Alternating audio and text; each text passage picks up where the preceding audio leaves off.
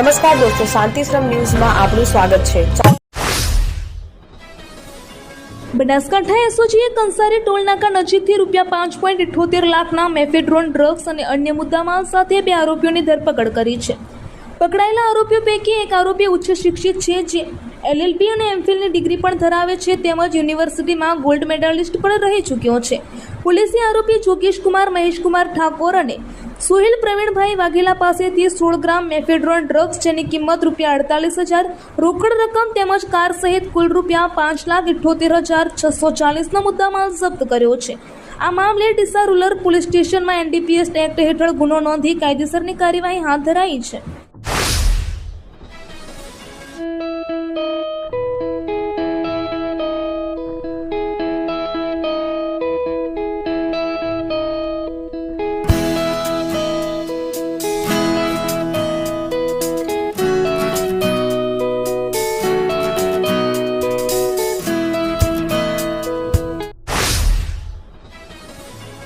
દિયોદર તાલુકાની વસ્તી ગણતરી 2026-27 શરૂ થયેલી છે। દિયોદર મામલતદાર શ્રી અભિષેક ગોહિલના માર્ગદર્શન હેઠળ બ્લોક ગણતરી કર્મચારી દ્વારા મેપ તૈયાર કરી દરેક મકાનના CN નંબર આપી ઘર નંબર અને કુટુંબની ગણતરી કરવા માટે કામે લાગી ગયા છે।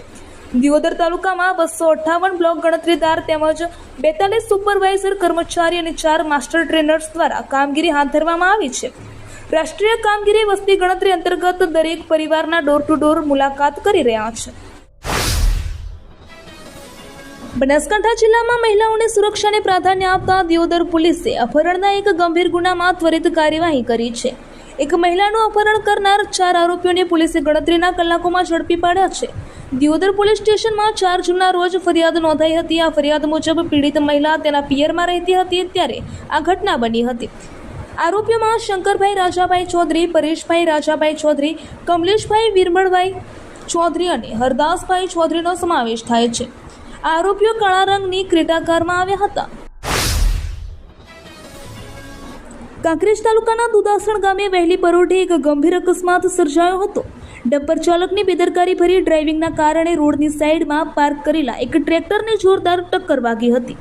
આ ટ્રેક્ટર એક વિધવા મહિલાનું હતું। આ ટક્કર એટલી જોરદાર હતી કે ટ્રેક્ટરને ભારે નુકસાન થયું હતું। સદનસીબે બાજુમાં આવેલા વિધવા મહિલાના ઘરનો આબાદ બચાવ થયો હતો અને જાનહાનિ સર્જાઈ નહોતી। અંબાજી ખાતે 72 કડવા પાટીદાર સમાજ દ્વારા એક ભવ્ય ધાર્મિક કાર્યક્રમનું આયોજન કરવામાં આવ્યું હતું। આ મહોત્સવમાં સમગ્ર ગુજરાતમાંથી કડવા પાટીદાર સમાજના હજારો લોકો ઉમટી પડ્યા હતા। સમાજમાં એકતા અને ભક્તિનો સંદેશ આપવા માટે 55 જેટલી લક્ઝરી બસોમાં ભક્તો અંબાજી પહોંચ્યા હતા।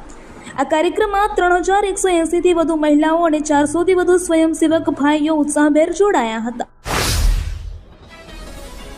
ડીસા શહેરના કોલેજ રોડ પર એક મારુતિ અલ્ટો કાર 11 kV વીજ પોલ સાથે અથડાઈ હતી।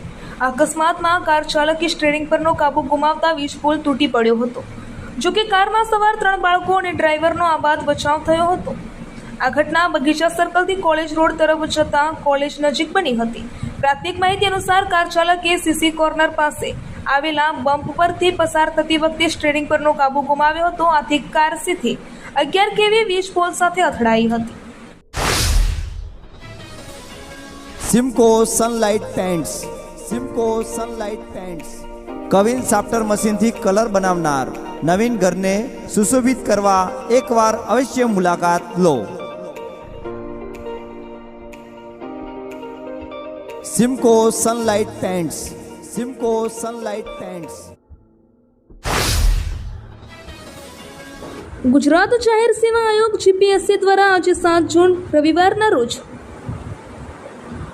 ગુજરાત જાહેર સેવા આયોગ GPSC દ્વારા આજે 7 જૂન રવિવારના રોજ રાજ્યભરમાં વર્ગ 1 અને 2 ની વિવિધ 4 મોટી જાહેરાતો માટેની પ્રિલિમ પરીક્ષાનું એક જ દિવસમાં આયોજન કરવામાં આવ્યું છે।